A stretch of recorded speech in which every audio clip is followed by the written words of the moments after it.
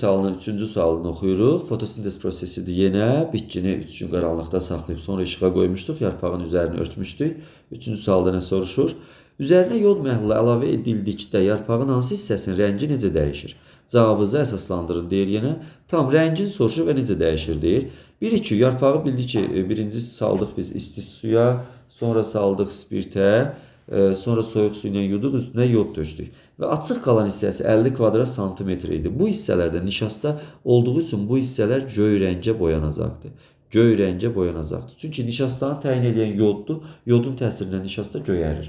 Göy rəngə boyanır. Onun üçün də bu iki hissə göyərəcək. Bəs bu örtdüyümüz hissə nə üçün göyərmədi? Səbəbi nə idi? Səbəb də çünki bu hissədə qaranlıq olduğu üçün işıq düşmədi və fotosintez getmədiyi üçün göyərməyəcəkdir. Cavab belədir. Yod məhlulu əlavə etdikdə açıq qalan işıq düşən hissələr göy rəngə boyanır.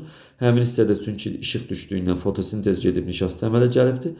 Örtdüyümüz hissədə isə deyək ki, qaranlıq olubdur, göy rəngə boyanmayıbdır. Nişasta da bilirik ki, yodun təsirindən göyəribdir. Əsası da budur.